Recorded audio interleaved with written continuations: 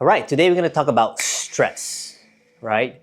And before we go into the topic of stress, I really want to share with you some story of how I relate with stress and how this whole thing showed up for me. When I asked my father one day at home, right? And I was kind of like a teenager at the time, and at that time, I was already going through chronic inflammation in my skin, and I've been studying a little bit about health. And I was fascinated about the topic called stress, right? So I asked my father one day when he came home, it's like, hey, Dad, do you have stress?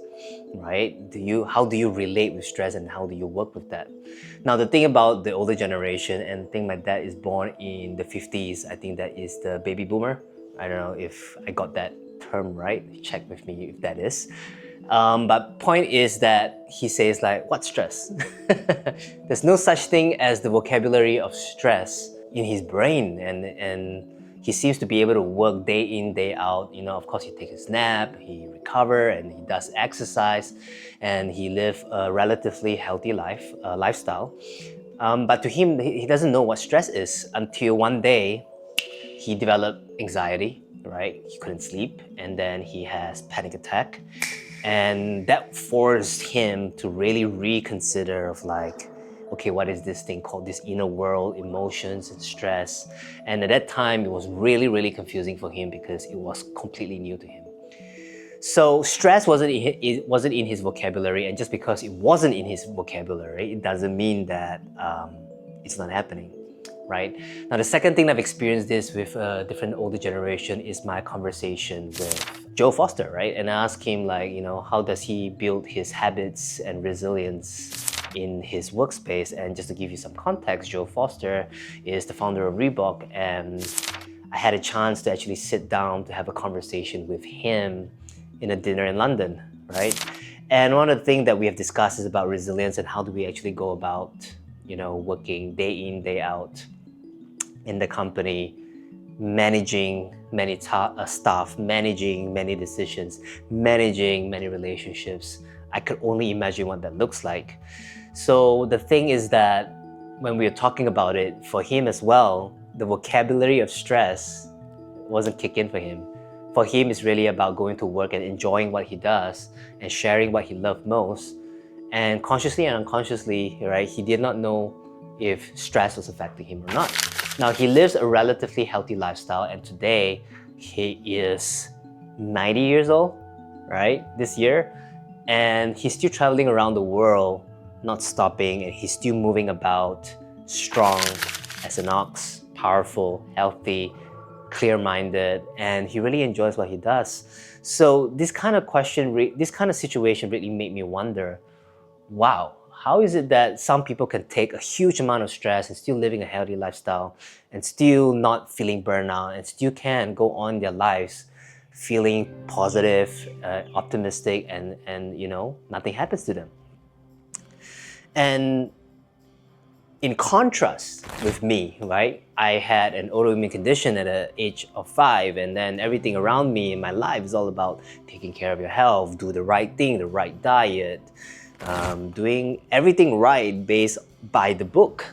Yet I'm still so unhealthy and things were still chronically inflamed, and there was a point of time that I thought like, man, I'm so unlucky. There's something wrong with me. I must be cursed. So this whole thing, reflected onto me, and maybe I have to go out there and find answers, right? And then there's another story that I want to tell before we go into the meat of like, how do we navigate stress, is that I used to play badminton as a sport, and I used to play with all the people way older than me. And there was one guy I remembered, he used to exercise every day, eat healthy every day, and he was living his life the best way possible. Yet, for some reason, one day, he developed brain tumor. He developed cancer. And then it wasn't long after that, after the diagnosis, he started to deteriorate really, really fast and passed away.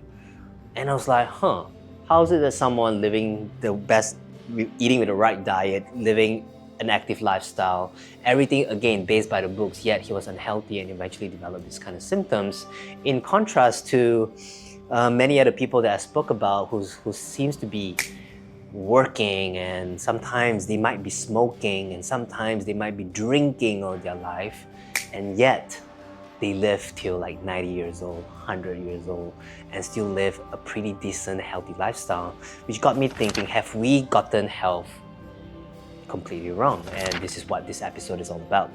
So before we're gonna go ahead, right, please like, share, and subscribe to the YouTube channel. This is gonna help me and the others in the team to actually continue these episodes for you.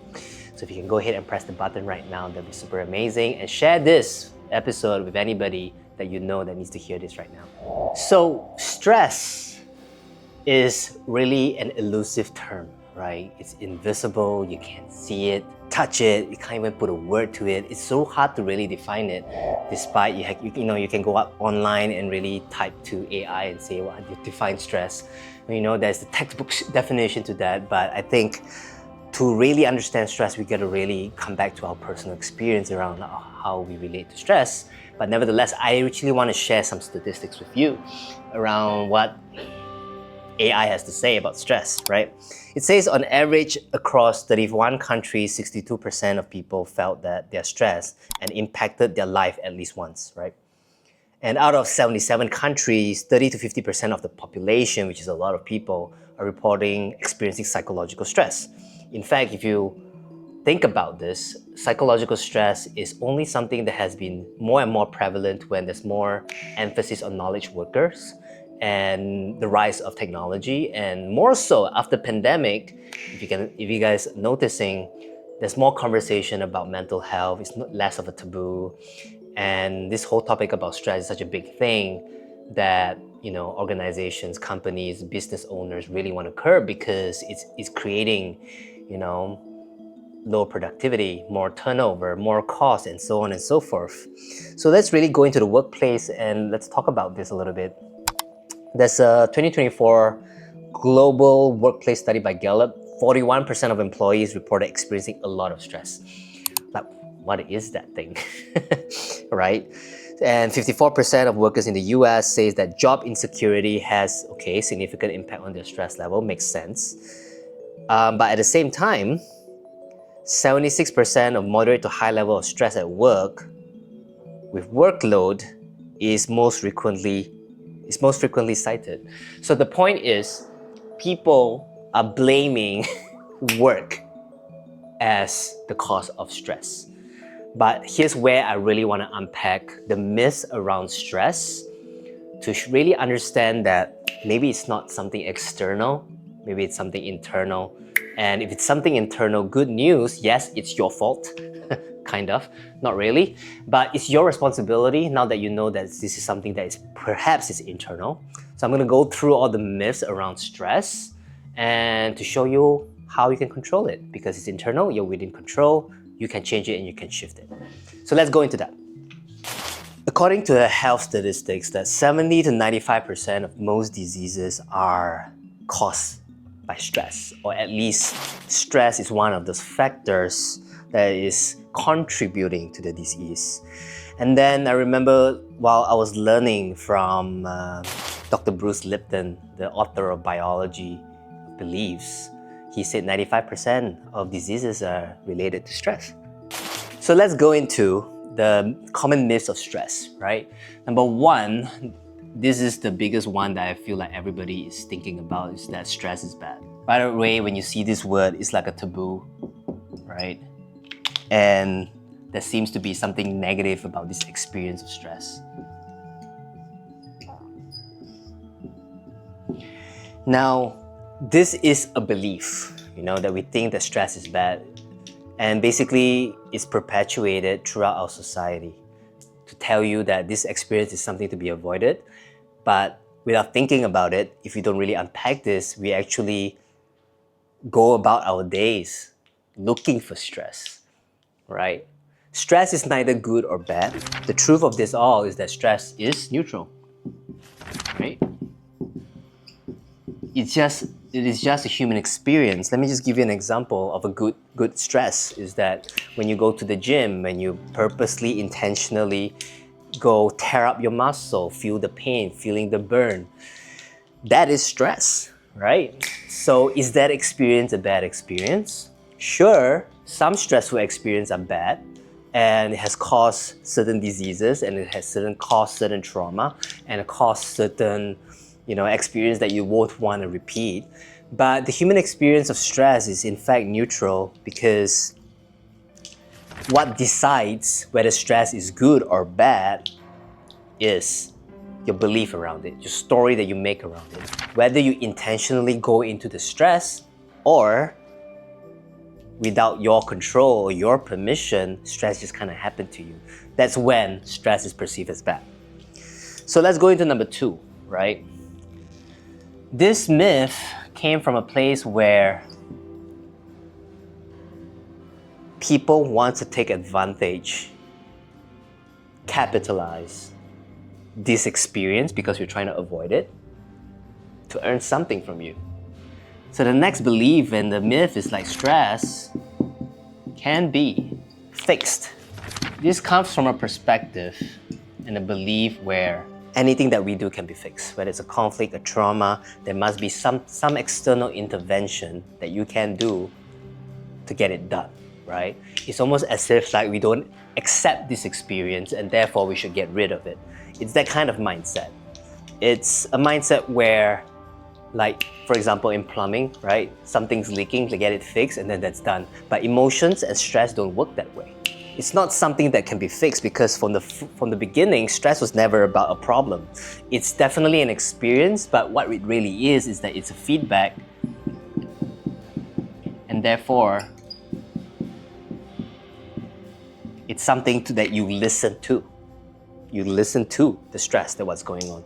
Because stress is telling you what's going on in your environment and what's your relationship with the environment and what needs to change. So if you learn how to listen to stress, then you know what feedback is coming to you, then you can appropriately adapt, change your choices, change your behaviors, change your actions and habits, so that it serves you rather than, continue to put yourself in a place where it's destructive for you. Number 3, stress is outside of us, right? We think that stress is outside, but in reality, stress is inside. Now, I want to bring out a new terminology just so that we don't get confused here, is that stress is an internal experience, right? But stressor, stress, same word, stressor, right? Means that there's something outside of you triggering you to feel stress on the inside. If you keep thinking that stress is outside of you, you will never be able to solve this equation of stress, because truthfully, you can't control every external environment that is going on around you. Yet, right? You see people, when stress happens to them, what happens is that people will try to control everything around them. You control what your wife has to say, control what your colleague has to say, control the decisions and choices of others, just because you don't feel good about it. And when this goes on, it creates some form of neurosis, because no matter how perfect your environment that you have created for yourself, no matter how much you fixed about your environment, the truth is, if you don't reconnect, to turn within, to really see what's causing the stress about the stressor, right? This experience will continue to perpetuate. Which leads me to number 4, right? Most people think that happy people plus successful people has zero stress. Has no stress. But what's really true about this is that the happiest people and the most successful people actually experience the most stress. They have a lot of stress. They are just better at handling the stress and turn it into their growth, and turn it into their happiness, and turn it into their freedom. Because no matter what you do, stress is a neutral, common experience of your human experience, and the more you understand and accept this experience, the more you can shift it to your advantage rather than to your detriment. You probably have been thinking, all right, cool, right? Stress is neutral, stress is a feedback. These are clues, by the way. Stress is inside of me, I'm responsible for my stress, And if I'm responsible for my stress, I'm no longer a victim of my environment. Does that mean no matter what happens outside of me, I can still maintain my peace, my love, my freedom, my power, who I think I am? The answer is true, right? Now, think about Viktor Frankl, right? He's a psychologist in World War II, right? He was in the concentration camp, the worst place possible in the world to be at that time. And he was observing people, and he wrote the book called Man's Search for Meaning, where he spoke about his observation of people on how those who actually made it out of the concentration camp transformed their lives, turned those pain and atrocities of the human experience into that was so painful and traumatic. He said that what really differentiates, people who made it and people who really give up their life and succumb to the painful experience of the concentration camp is people who have meaning, right? And meaning, to me, when you can give it to your stress, you can turn any stressful situations into growth. This means stress, whether it turns destructive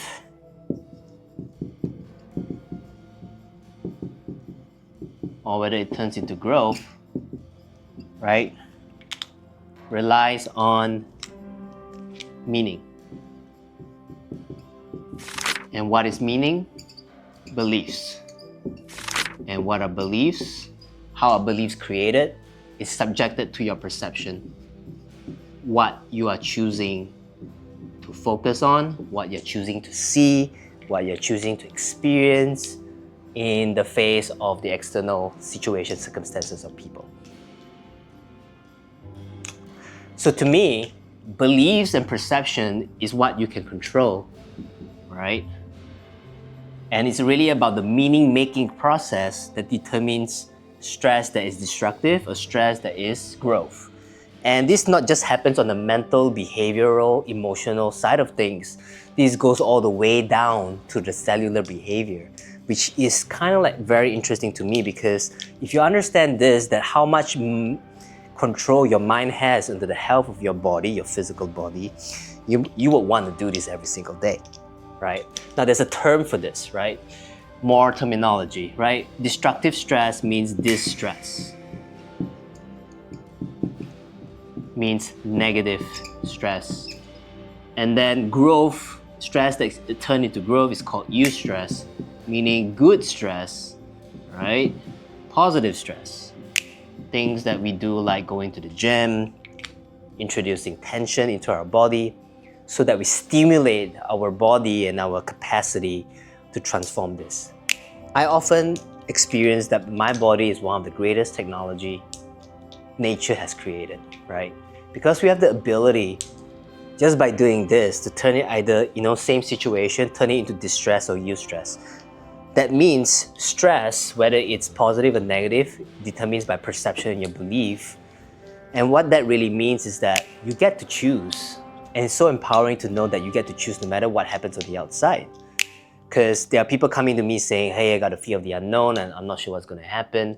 But if you can trust yourself to shift things and navigate things and adapt better and find meaning in the struggles, learn from your failures, you eventually are able to be unbeatable because no one can take you down from the internal perspective, right? I mean, the most drastic experience is already shared in the concentration camp by Viktor Frankl.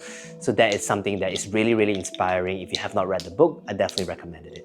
So the reason why stress can be destructive or can turn into growth really relies on our ability to do this one thing, homeostasis, right? Now, you might have heard of this word in your biology class, and the key word to homeostasis is definitely the word balance. But let me just share with you the definition of what homeostasis is. The definition is the process by which living organisms maintain a stable internal environment despite changes in the external environment. This means the ability to come home, whether something is destructive or not, to turn it into balance, right? Balance in your body. And then in biology, you will also learn the whole thing about negative feedback and positive feedback. And the point is to come home into, right, to your neutral state. And that neutral state means the part of you that is perceived as safety, trust, all your needs are met. You have just the right amount of tension that's coming through to you. And then you can digest it, experience it, understand it, so that it turns into growth, right? And that thing about understanding your experiences is exactly what creates meaning, which eventually creates beliefs. But at the same time, these beliefs could also create a certain sense of meaning that creates a certain sense of, either turning into destructive stress or, positive stress. So here's the funny thing, right? Our environment can do something to us and we can experience either distress or eustress. But at the same time, our very own thoughts, our very own thinking, mindset could create distress or eustress in our system. So the point is, the stressor doesn't have to be there and we can still feel destructive or distress and eustress. And the thing is that if you continue to be in this cycle of destructive stress, right, eventually you develop chronic conditions. And then in today's world, we tend to call it things like, it has so many labels, right? Depression, anxiety, autoimmune conditions, cancer, and so on and so forth. And then what do we do in an attempt to fix this? We get pills, we seek external therapy, and so on and so forth, right? Depending on what you believe and what you actually use to cope with it, right? You were told to cope with these things, and no one told you that actually within you, you have the power to shift this, and you don't have to use these coping mechanisms to fix your stress, right? An example of how your own mind can be toxic to you and create destructive stress. Because there's one thing that you should understand about stress is that we can be in the same room, but we can experience the room differently. This is why sometimes children in the same parenting condition, in the same room, because everybody has their capacity to make meanings differently and create beliefs differently. Some could see that a parenting way of really taking care of the child is a positive experience, and for the other baby, it could be a negative experience. It's so subjective, depending on the meaning making that is happening, and that really influences the homeostasis that's happening. Point is, your mind has a huge role on whether it's a determination of whether it's a distress or a eustress. So how do we go about, right, creating homeostasis, not just on a cellular level, but also on a mental level and emotional level? Because the truth is, all of this thing that's going on is experienced through something called emotions, right? And emotions are, in my definition, feelings plus a storyline. And the story is where it's connected to the beliefs and the meaning that you have made. And sometimes you can have a story of the past as young as when you were in a child, and the same feelings can still happen even though you're not 5-year-old anymore. Maybe you're not in that childhood environment anymore. But as long as a stressor kicks in,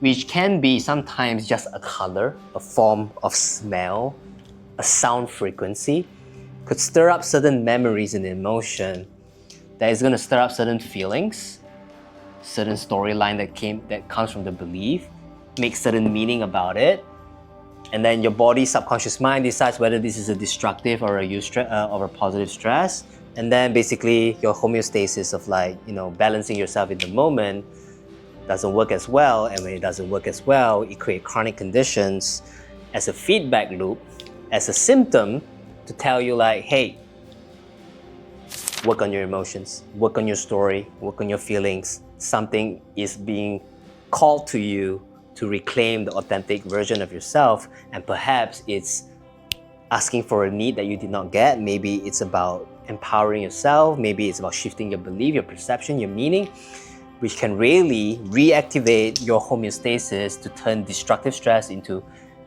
stress that grows you, into positive stress. Point is, what homeostasis is to reclaim love plus safety plus needs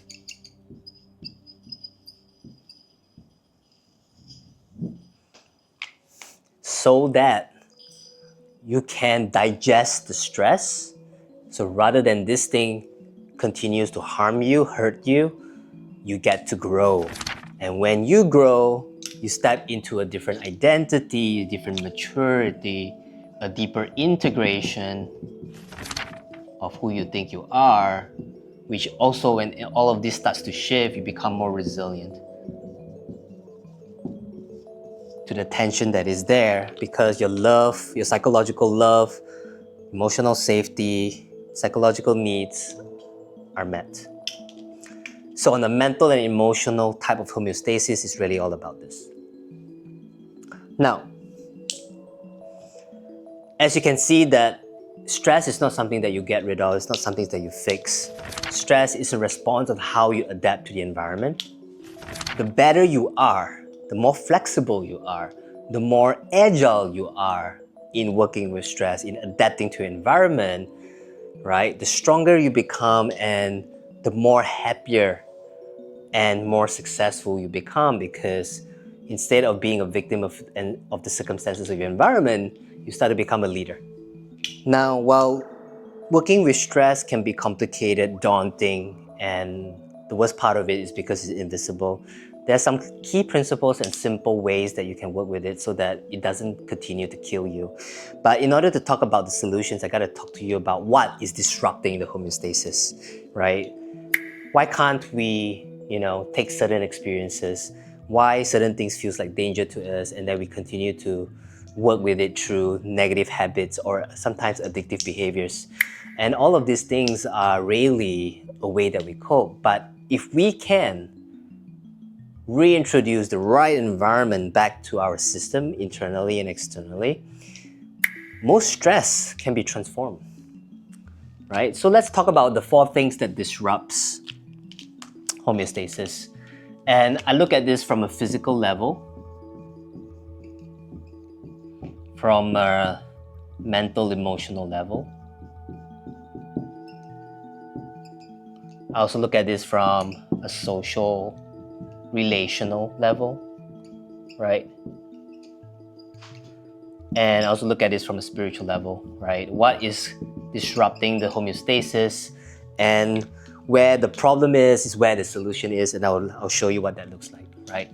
So the 4 T's, the physical, of course, that is disrupting homeostasis is toxins, right? As you can see, right, in our environment, it's full of toxins, microplastics, heavy metals, and a lot of our natural resources are polluted, and it's all in our food and water. We are consistently digesting toxins in our body and not releasing it quick enough, right?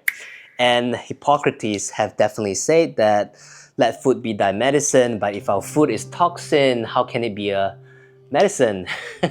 And this goes to show that a lot of our physical environment is poisoning us, creating chronic conditions, and this is also a type of chronic stress.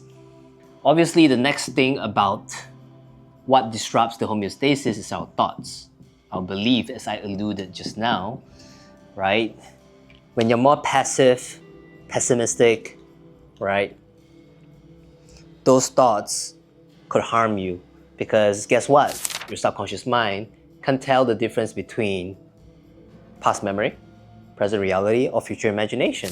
So if you're habitually addicted to complaining, to judging, to, gossiping, and so on and so forth, you're actually perpetuating negative thoughts that continue to provide toxins to your body, that continue to disrupt the homeostasis, which continue to create distress in your body and eventually chronic pain and chronic diseases, right? So thoughts play an important matter in how you shift your stress and promote health. Next is the social relational aspects, which I'll call it, this is as trust, right? When trust isn't available, our homeostasis system couldn't be switched online, right? This means if you're continuously hanging out in a toxic work environment or a toxic relationship, there's no trust in your environment, at least based on how you perceive your environment or your relationships.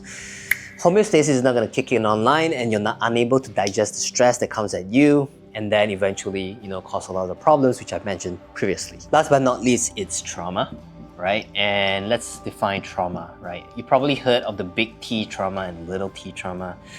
Trauma could be defined as very simply as your wounds of the past. Means there are experiences in life that you have not probably unpacked, digested, understood, integrated, because during that time, surviving comes first and understanding comes later, right? But the thing is, certain memories, when they are unintegrated and not understand, especially when you don't have the needs to be safe to understand in the moment in time when this incident happened, right? It's gonna linger in your system and it's gonna keep inhibiting certain health processes, metabolic processes, and continue to inhibit your homeostasis, right? Means that this is why sometimes we can develop certain personality that is not original in the first place. Let me give you an example. I used to be a rowdy, kind of loud kid, super active, and really positive and enthusiastic. But for some reason, at some point, because of the skin experience where I had to deal with the autoimmune condition,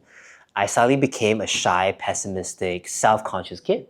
So trauma, when you can go back and unpack those memories and really discharge those beliefs that might not be true, will actually give you access to your healing potential back, which eventually gives you the ability to be more confident, more strong, and more adaptable in how you face life. So when you can change these four things, right, you can shift and turn your homeostasis ability online and create healing, right? So this is what are the conditions that needs to be met. Now the thing is, all of this can be worked through something called emotions. And this is where emotional mastery makes complete sense to me, right? Trauma is an emotional experience, right? Building trust in your relationships is an emotional experience. Shifting your thoughts from a negative to a positive one beyond just mindset work is an emotional experience. Toxins, yes, there's probably essential things that you have to do physically, like moving, resting, going out to the sun, drinking good water, clean water, good food, nourishing, wholesome food instead of processed food. Yes, all those will help to release those toxins out, but also you might be surprised, certain physical food elements, toxins, are also emotionally binding. Now that's not something that I'm going to explain in this session, but definitely when you can shift your emotions, right, toxins are more likely to leave your body and your body can do what it takes to let all of this thing go. So that's the solution that I want to present to you. And the best way to really work with your emotions is something that I would say 4 steps. Number 1 is to build awareness around it. Right? Number 2 is to build resilience around it, right? The capacity to feel vulnerable around it. And the first one is to notice that you actually have emotional experiences. The other one is to actually be in it, to feel the bad feelings without judging it or fixing it. And number 3 is to develop agility around it, right? So that you can move in and out spontaneously of stressful situation. But number 3 will not happen without 1 and 2. Last but not least, right, is to develop mastery, which is fundamentally this 3 of this thing combined into 1, because we need to be able to use 1, 2, and 3 from any given moment, and from that onwards, you can transform stress at any time on your own will. Now, having those understanding brings me to this thing called emotional mastery, right? I really believe that emotions, after all the years of traveling and understanding healing, that emotions is the central aspect that combines everything else. So it really makes sense that we work on our emotions. And emotional mastery is really this: matching your state right? To task, to the circumstances, to the demands of the environment at will, by choice, right? Rather than feeling like something happened to you and then you can't do anything about it. So it starts here, matching state to task at will. And this means you're proactively interacting with your environment as an active participant rather than a passive observer. And that brings a lot of power. And this is why this whole, episodes exist, so that you can really understand how you can actually focus and transform yourself, your life, and the relationships around you with emotional mastery. There's something that I want to share with you, that this is the crux of my work, and this is the thing that I help most leaders and business owners do, is so that they can go beyond themselves and they stop seeing themselves as an enemy, stop seeing stress as something to avoid, repress, or make it go away, and use those moments, conflicts, hard conversations, right, creative tensions, so that the best potential of you, the greatness inside of you could rise. Now, I offer 30 minutes conversation with anybody who are interested to do this in their life, right? And this is something that I feel, if you're called to transform not just yourself, the health of your life, but also to increase the ability of the performance in your team, in your business, while creating more income, more impact in the things that you do, this is for you, right? I am here to help you to tap into your greatest potential, into your leadership through emotional mastery, and many have transformed their lives just by doing that. Now I want to share a story that someone was able to do this, who came to me really stressful about the situations in their life, right? Now, this is a story of someone who is like, mid-40s. They are struggle in her relationship with her husband, and then she's also a business owner, and at the same time, she's facing legal issues at work, and her hormones are all over the place. And she was doing her meditation, her chanting, she was looking at the stars, and she was trying to figure it out, how can all this thing happen to her all at once. And the more she tried to fix things, the more things just don't go her way, right? And right away when she came to me, she told me I'm her last resort, and I don't like being everybody's last resort, but the reality is sometimes when you can try all the conventional methods, right? Because people don't usually see things in a big picture. They start to compartmentalize everything and try to find the root problem to everything. Now the thing is, there's no root problem to one thing. There are probably many roots. And what I did with her is to show her the complete picture of what she needs to work on, exactly on what I've said just now. Work on your toxins, right? Work on your thoughts, work on your trust, work on your trauma. And that's what I did with her, throughout the sessions that I was actually, that we have with one another. And what happened after that is that she started to see that it's not about fixing the problem, it's about becoming a better leader, a more powerful, confident, right, in herself, in her body, in her language, in how she speaks with people, in how she developed trust in her team. And eventually she created a conducive environment where homeostasis starts to kick in, not just internally for her health, but also her entire organization. And the funny thing is that a lot of the funny stories to this is that sometimes the legal things, did not go her way. But as she transformed herself, as she practiced forgiveness, compassion, processed her emotions, she became lighter in her body and how she showed up. For some reason, the legal things just shifted very quickly, right? And from that, people from her organization that used to betray her, take advantage of her, and just left on their own will. And then the right people start to come in and then start shifting things internally in our organization. On top of that, her family starts to shift. She's nicer, kinder. She can show up more compassionately to her children and her husband. And the relationship improves and the family start to become more harmonized in that sense. And generally, because of all these things happening, she found much more happiness as she became more authentic to herself. My point is this. When you have emotional mastery and all your problems that you have in your life, might seem daunting and stressful for you. You might think that you need to get rid of those things, then you can have your happiness and freedom and your success. But what we are really doing in emotional mastery is that you become the happy, successful, free person first. And then everything that does not match that starts to let go of you. So that's the magical experience of my transformational work with my clients that I want to share with you. And if this is something that resonates with you and you are in that turning point in the crossroad of your life right now, right? There's a link down below where you can actually book a session and a time with me. And then in that session, we're gonna do an audit. We're gonna strategize what it looks like to walk through the step-by-step process on building the environment for you of shifting your emotions and shifting who you think you are and then your environment, right? And then we'll figure it out if it's a good fit, right? For you and me to work with one another, then we can take it from there to create the transformation that you're looking for. All right, so this is this episode. I'll see you guys in the next one.